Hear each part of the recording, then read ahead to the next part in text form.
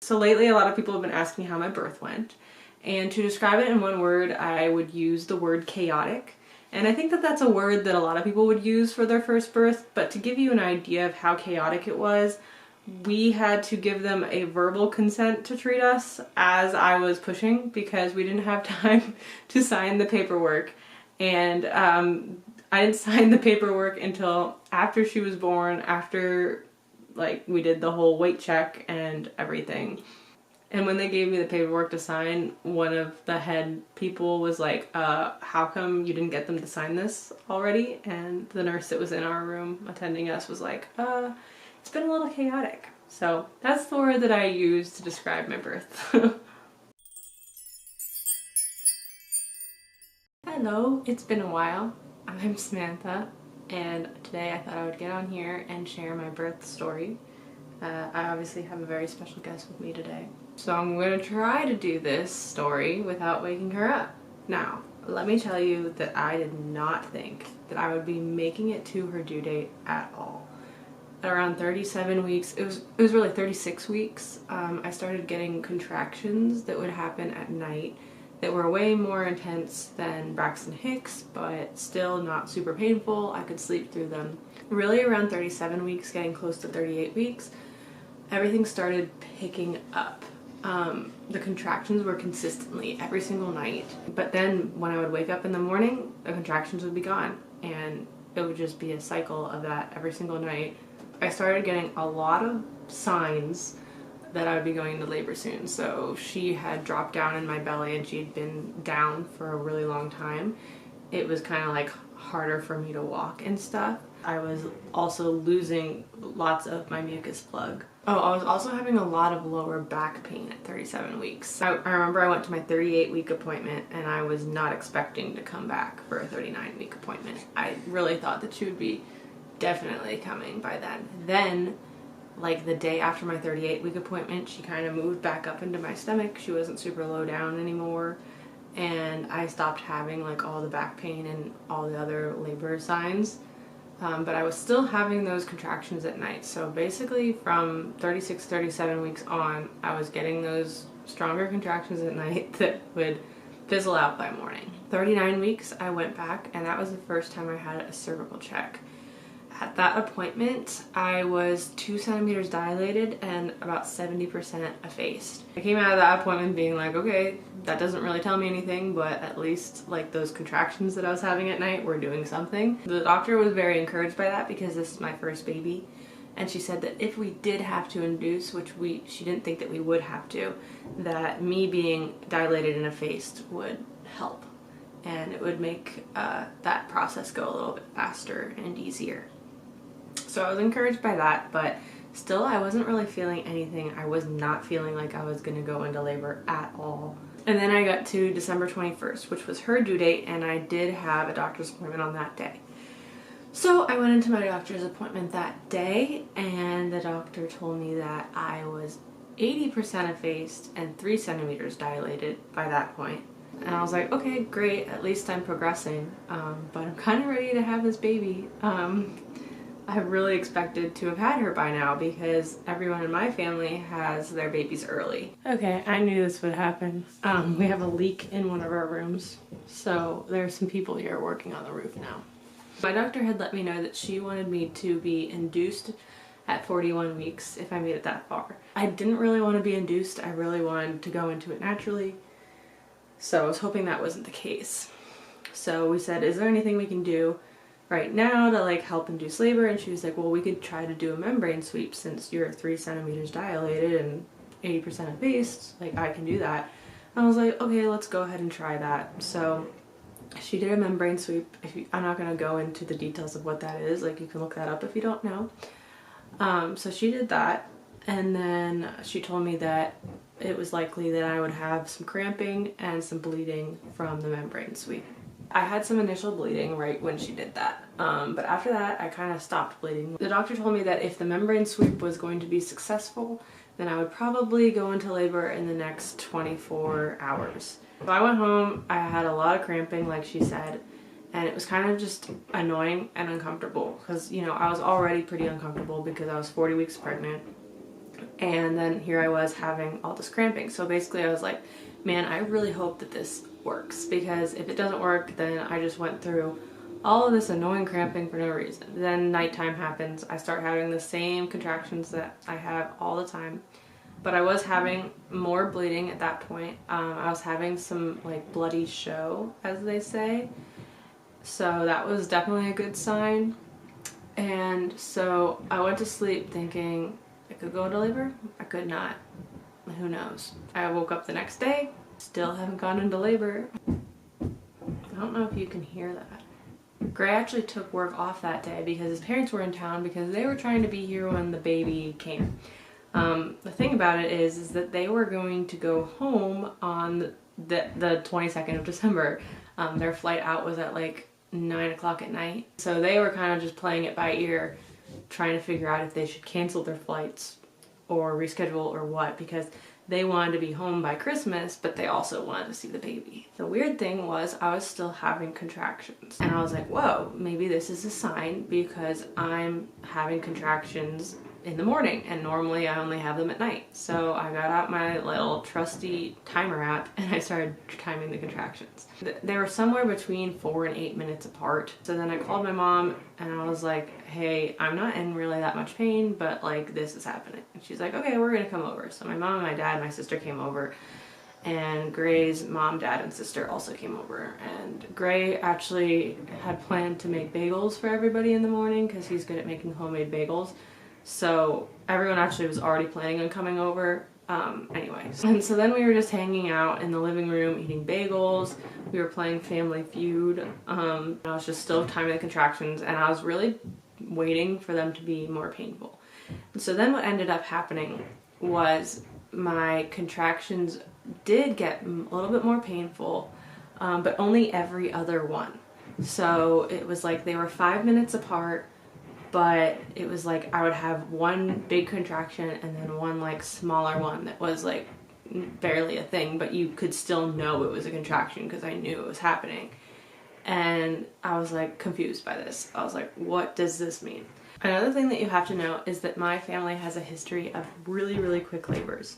So basically when my sister found out she was going into labor, she had her baby within 4 hours with her first baby. And my mom, I think, was within 5 hours with her first baby, which is pretty rare for a first kid. Usually for your first baby, your labors go way slower.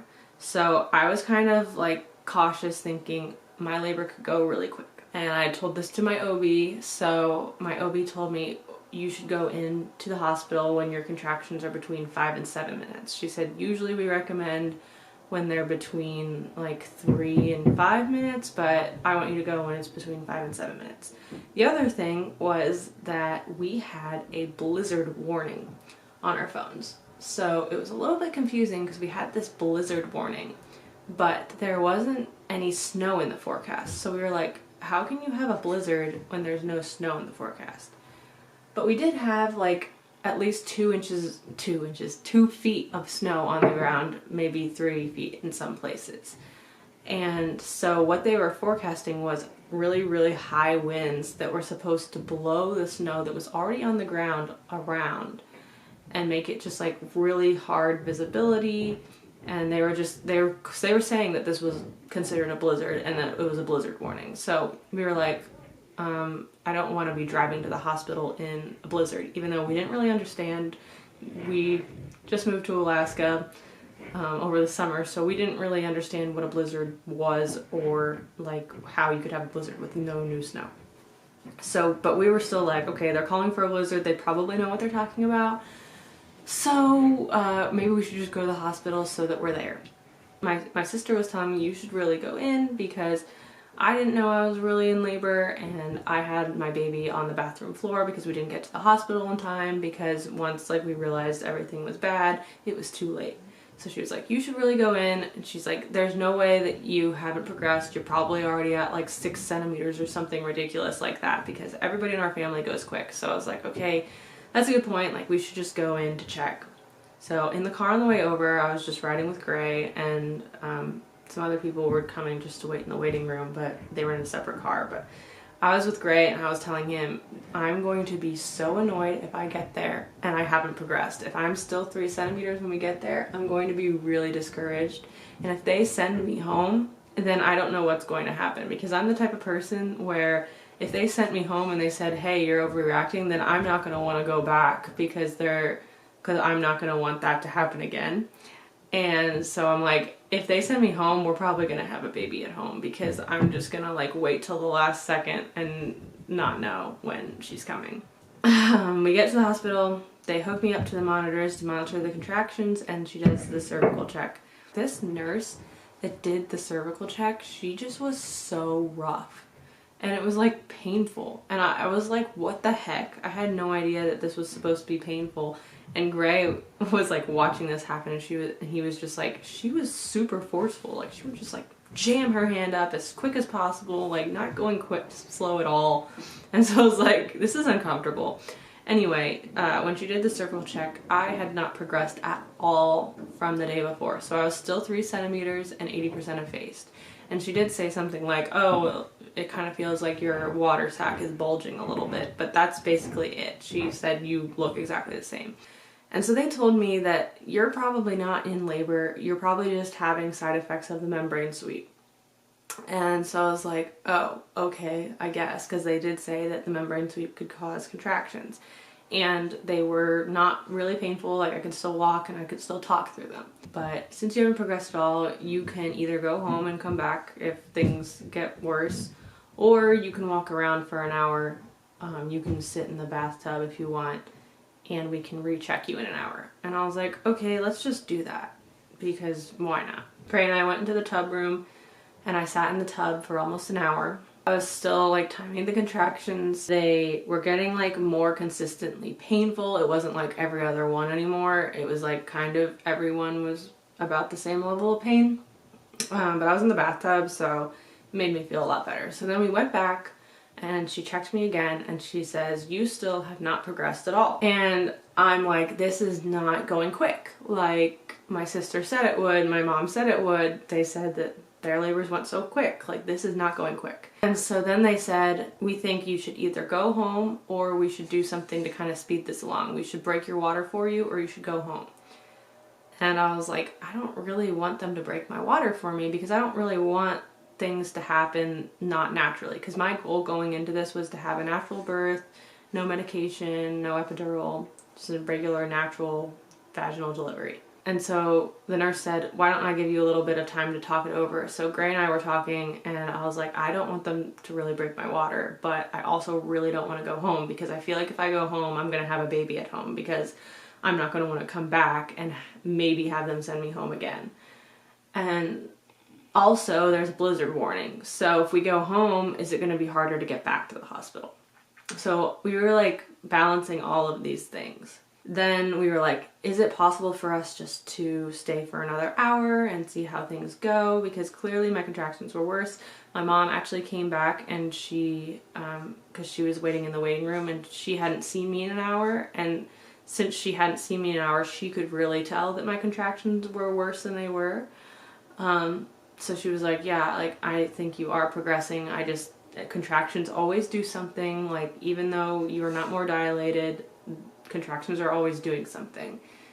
And so she was really pushing for us to stay, because she didn't want us to have to drive back in the blizzard. Plus, they were still convinced that I was going to have a quick labor. We asked the nurse, like, can we wait around for another hour? And she's like, I don't know, let me ask your doctor. And then the doctor was like, okay, yeah, fine, they can do that.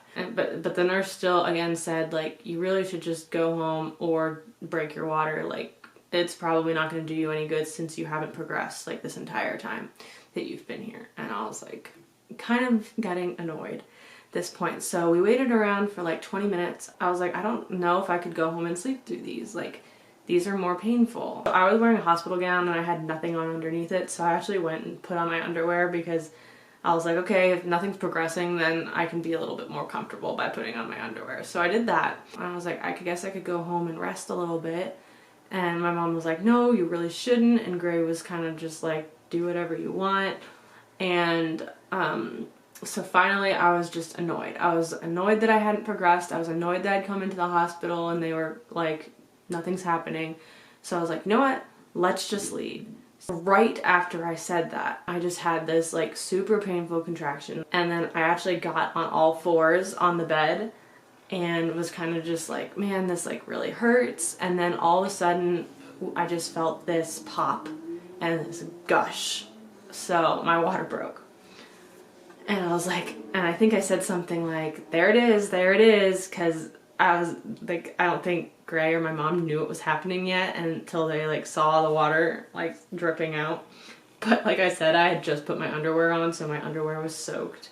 But it was actually a good thing, because then they could check it, and they could check to make sure that the amniotic fluid was clear, which it was. It was like perfectly clear. So that means that we didn't have like any complications with that. This was probably, yeah, this was a little bit over an hour since we had gotten to the hospital. They were like, in a little while we'll do another cervical check, because you can start progressing a lot more when your water breaks sometimes. So we were like, okay, great. Oh, and the other thing that happened, right when my water broke, I started shaking. Like, have you ever had like the involuntary like response for your body just starts shaking? It happens to me a lot right after I have surgery or something, and I'm like under anesthesia, and it's like my body like can't stop shaking. I guess it was like in shock or like something, I don't know. So my body starts shaking, and that was like kind of exhausting, but whatever. And then every contraction after my water broke was a lot more intense. And it just like seemed to happen really quickly. So they started lasting longer. They started being like 45 seconds long, and they started getting way closer together. And so like immediately after the nurse came in, I was like, can I get back into the bathtub? Because I was in a lot of pain. And she was like, yeah, you can get back into the bathtub, like, or we can get you one of the rooms that has the bigger bathtubs and you don't have to use the tub room. And we were like, oh, okay, great, let's do that. So we got our room, and I just remember thinking like nothing was moving quick enough. I just remember being like, if you're gonna check my cervix, then do it right now, like before I have another contraction. Like, because in my head I knew when my contractions were happening, and I was like, you need to do this now. And then they were like, all right, you can move to the tub room. I'm like, no, I wanted to do that like a minute ago, right after I had the last contraction, so that I could walk. And so it was like, I just remember thinking everything was going so slowly, and they weren't doing things at the right time. And so like before we went to the room, I like paused and I like leaned against Gray to have the contraction. And I was like, man, like these are intense. I was like, I don't know if I can do this, because like it wasn't the worst pain ever, but it was really intense. And I was like, if I'm still at 3 centimeters, I've got a long way to go, and this is like a pretty good amount of pain. And so we get to the room, and I immediately start filling up the tub, and it just took so long to fill up the bathtub. It took so long. And so I ended up getting in it like while the water was like only this full. And so I got in, and my contractions were like way closer together. I think Gray told me that at this point they were between 1 and 3 minutes apart. Sometimes I would get 3 minutes between them, but sometimes I would only get 1 minute between them, and they were starting to last a minute. And they were so painful at this point. They were like, your doctor's gonna come and talk to you. So my doctor came down, and she was like, hey, I just want to check in on you. Like, how are things going? And I'm like, I think I might need the epidural, because, you know, 30 minutes ago I was only at 3 centimeters, and I'm in the worst pain that I've felt in my life. And she was like, yeah, that's okay, like you can do that. I'm just checking on you before I go home. I've got to go home, my husband needs something, blah blah blah blah. And I was like, okay, so if she's going home, this must really be like, oh. I was like, if she's going home, then this must really be something that's going to take a long time. Like, I must be nowhere close, and everyone thinks that I'm nowhere close. And so she leaves. I kept feeling the urge to push a little bit, but I was like, oh, like I probably shouldn't do that, because I'm nowhere close. Like, maybe I'm at 5 centimeters by now, but I'm nowhere close. But then it would start to feel good if I pushed a little bit, so I did push a little bit while I was in the bathtub, and I just like didn't tell anyone about it. but the contractions were so painful, and I was like, this is good if this is gonna go on for hours and hours, because at this point I was like, my mom and my sister were wrong. I'm not having a quick delivery. I'd been at 3 centimeters for a really, really long time, and I've been having these contractions and nothing's progressing. I'm not having a quick delivery. So I was like, they're wrong. So I told Gray, like, I really think I need the epidural because I cannot do this for hours and hours and hours. Like, this is really painful. And the whole time I'm still shaking, and he's just like, can you try to stop shaking? Because it seems really exhausting that, like, even when you're not having a contraction, you're still shaking this bad. I'm like, yeah, it is really exhausting, but I couldn't stop shaking. So I waited until I wasn't having a contraction, and, you know, I've been doing this for a while, and I was like, okay, I think I need to do the epidural. So Gray went out of the bathroom, and he went to go tell the nurse that was in our room, like, kind of getting the bed ready. Like, they were still setting up the room at this point. Like, it had not been that much time. And he was like, hey, she really wants an epidural, and she was like, okay, let me like go see what the anesthesiologist is doing, but before she gets the epidural, we're gonna do a cervical check. And he was like, great, because Gray had basically been saying, we should get them to check your cervix, we should get them to check your cervix, and I kept being like, I don't care. And I didn't really want them to check it because I didn't want them to tell me that I was like still at 3 centimeters, and then I would have been like really annoyed that like I still hadn't progressed. So I was like, I don't really care, like we're doing this right now, I'm in the bathtub, I don't want them to check the cervix. And he was just like, I really think that we should. And he just kept saying that, and I just kept being like, I don't care, I don't care. And I'm like, I'm just going to accept that this is going to be more like a normal person's delivery, and I'm going to have a really long labor. I'm just going to accept that.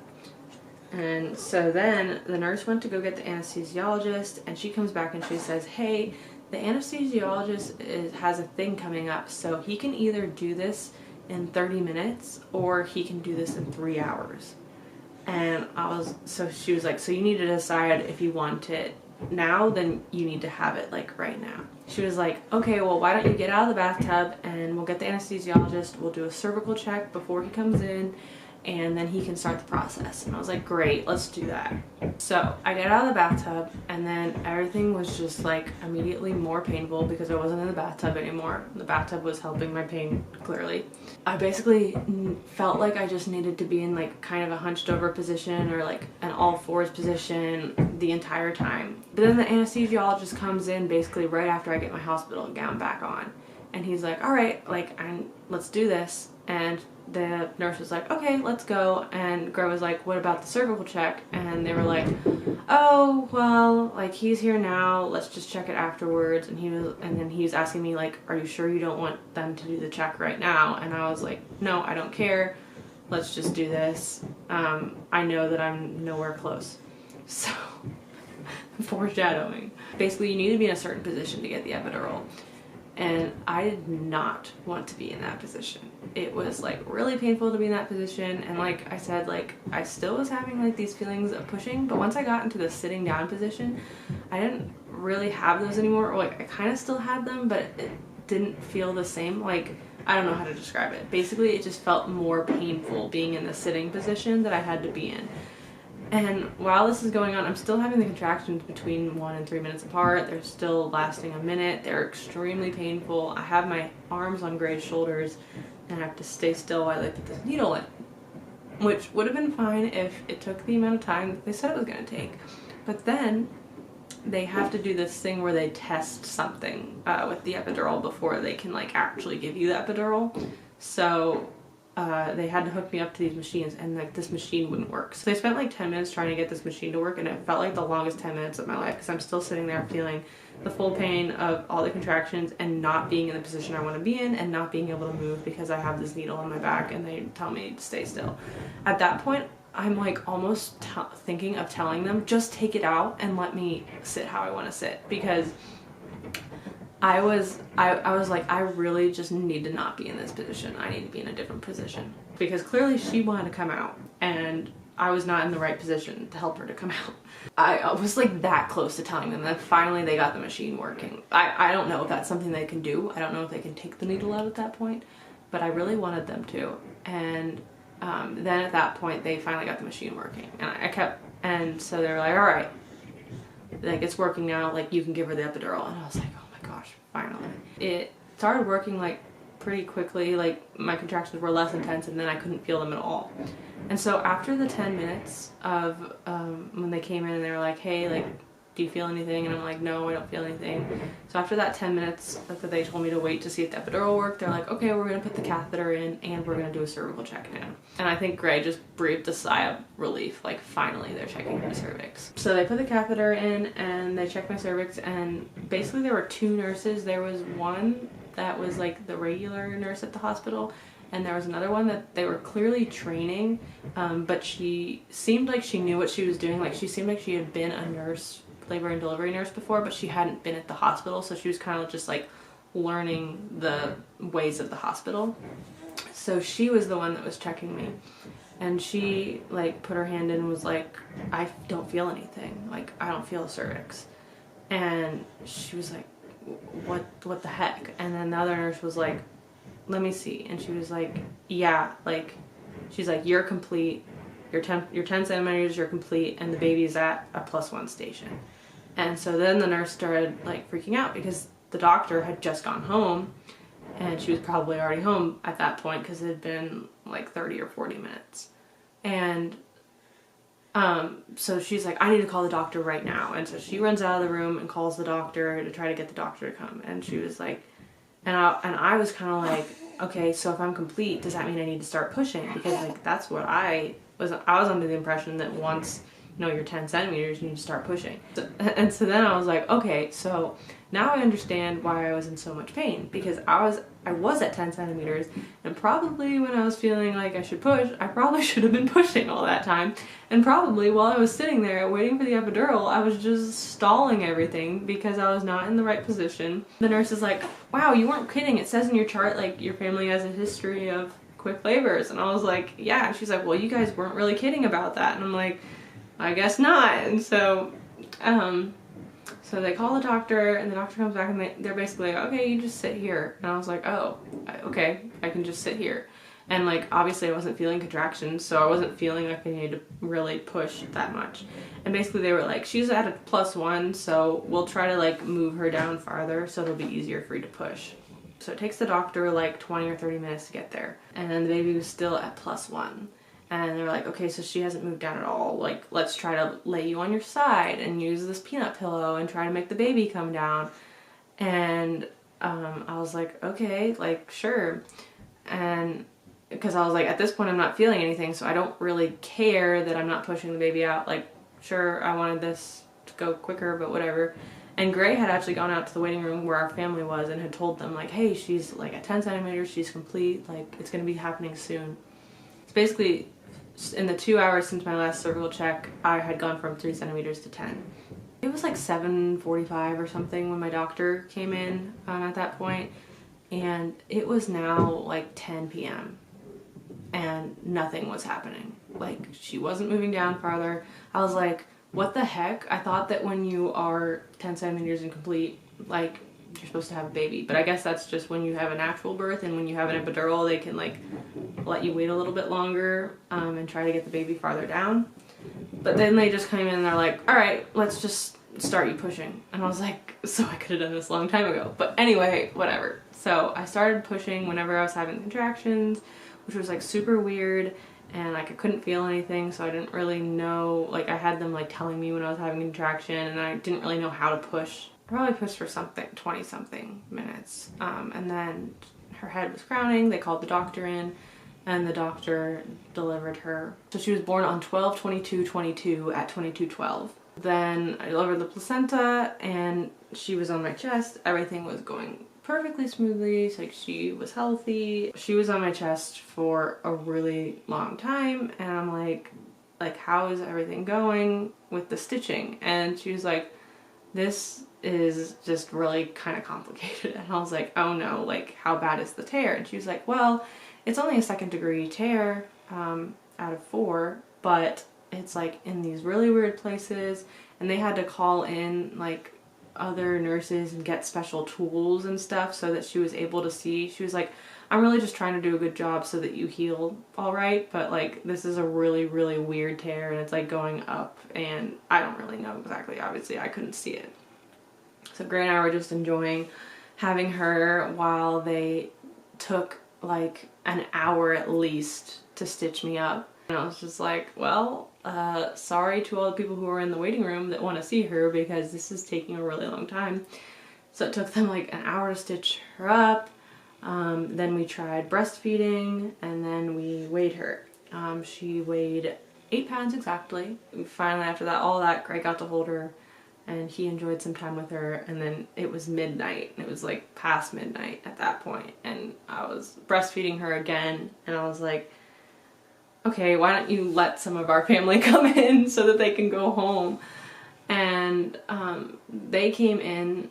My mom, my dad, and my sister came in because you can only have 4 people at a time in the room. So they came in first, they met her, and then they left, and Gray's family came in and met her. And basically they told us that this blizzard had started, and at the time that they were in the waiting room, like whenever someone would come in the sliding glass door, like the wind would blow and everyone would feel it, and snow would just be blowing in.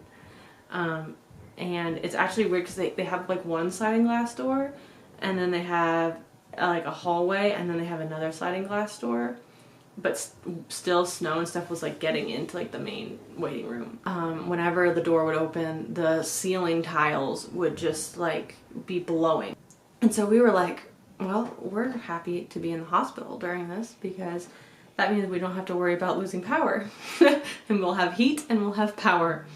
And you know, and then later, like my parents and Gray's parents, they were staying at like a VRBO, and they lost power, and they were trying to go over to my sister's place, and I think they lost power at one point, and and Gray's parents did end up changing their flight, obviously, to a day later. So they wanted to come back the next day, and the blizzard was still like in full force then. And we were like, what time are we gonna go home? Because we had her at 10 p.m. So they needed to do like the 24-hour checks, and they were like, you shouldn't go home like that late at night, so you don't have to go home until the next day. Plus there's a huge blizzard happening, so you probably don't want to drive in this anyway. So we were like, yeah, okay. Like probably under normal circumstances I would have been like, I want to get the heck out of this hospital, but I did not care to go home and possibly lose power and have to drive in a blizzard. Basically, we heard lots of crazy stories every time my family would come back and visit about this blizzard. So I guess at one point, Gray's parents were trying to get to my sister's house, and they drove almost all the way there, but then there was like this 10-foot snowdrift that was like blocking them because the snow just blew in all these crazy places. And then apparently like they were trying to pack up their car with their luggage, but like the snow had caused like a big hill, and so they had to like take the luggage over the hill, and then their like bags started blowing away, and they had to like run down the street and chase them. Like you can't see anything, you don't know where you are, and they're trying to drive in this to get to the hospital to see her because they wanted to, and I'm just like, nobody else is driving in this. Like you guys are the only ones on the road, and like other people that are like doing some essential things. And you know, they just kept telling us stories about seeing people in ditches and getting stuck like on the off ramps of the highway, and my dad like had to floor the car to like try to get over things, and my mom was like, I don't know how this happened. And the other thing that was funny is that everyone who would come into our hospital room, they would come into the room and then they would like put their hands in their pockets, and they'd be like, there's ice in my pockets, because from the walk from their car to the hospital, it was blowing so much that ice would get like inside their pockets, and they would just like start pulling snow and ice out of their pockets whenever they would walk in. So we had a good time with her in the hospital. She passed all of her tests pretty well. She had like her blood work and everything done at 24 hours, and everything was great. And so then we were getting ready to leave, and this is when we noticed that there was a solid sheet of ice like in between the two sliding glass doors. Like how I told you, there was like the sliding glass door and then the hallway and then the other sliding glass door to get into the hospital. That whole like hallway was just solid ice because of all the snow that had blown in, kind of melted and like refreezed and just formed this ice. So it was like so hard to walk. Gray was like, don't walk, like stay right there, I'm gonna help you walk, because obviously I was in pain after having the baby, and like it was hard for me to walk. So like he went out to the car and brought all the luggage back and forth and brought her and put her in the car, and then he came back and got me and was like, and the parking lot of the hospital is also like an ice rink. He was like, man, I've never like seen this much ice. But by the time we were leaving, the blizzard was completely over. So we drove home and we had fine visibility. Good job coming in the blizzard so that we got the hospital heat and electricity. That was pretty good. And we didn't have to go during the blizzard, so we didn't have to drive during it. Really, it was great timing all around. Good job. So looking back on it, I wouldn't probably have done anything any other way. I was in the moment, like that was how I was feeling. I felt like I wanted the epidural. I felt like I didn't care about the cervical checks, but I'm glad now that I kind of know. So if I have another baby, then I can know what it feels like to be almost ready to push the baby out, and then I can possibly have another chance of having a natural birth without medication, because I am a little sad that I didn't get to have that, because like I said, they kind of made me think that it was going to be hours and hours, and I was like, there's no way I can do that. Next time I go in, I will know what I'm feeling, and I'll know like, okay, it's time to push the baby out, so that's why I'm in this much pain, and I can probably handle it for that much time. The other thing was, I was like, this is gonna get more painful. Like, how does this get more painful than this? So next time I'll know more about what I'm feeling and how it goes for me. And also, I think the membrane sweep did mess it up a little bit. I think that the membrane sweep kind of did cause me to have these like pre-contractions that weren't real contractions. So kind of, I probably wasn't really in labor until I got into the bathtub the first time at the hospital. That's when my contractions really did start being consistent and a little bit more painful. Before, they were just kind of like a little bit painful, and that could have just been the side effects of the membrane sweep.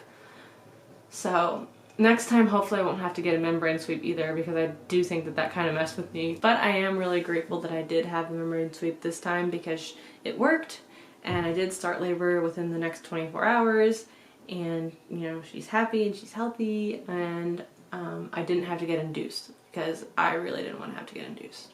Sorry if that was super long and boring, but yeah, that's the story about how we had baby in a blizzard. So you guys have probably noticed that my uploads have not really been existing. Obviously I've been dealing with a newborn. She is a month old now, so that's really cool. I try not to put myself on a schedule or anything. I'm just gonna upload when I can, so don't know when the next one will be, but leave questions in the comments. I've also been really bad at responding to comments, but leave questions in the comments and maybe I'll do like a Q&A video or something to answer all the questions. Like maybe I'll do that next. Anyway, leave questions in the comments, leave video ideas in the comments, and oh, about her name, because people have been asking about her name. I'm not sure if I want to share that on the internet yet, just like for privacy. Probably you could figure it out if you did some like stalking and some digging, because we have like told our friends and family her name, but I'm not sure if I want to like put it out on YouTube for like a bunch of people to see yet. We might change our mind on that, but for now we're just not going to do that. So check out some of my other videos and subscribe if you want.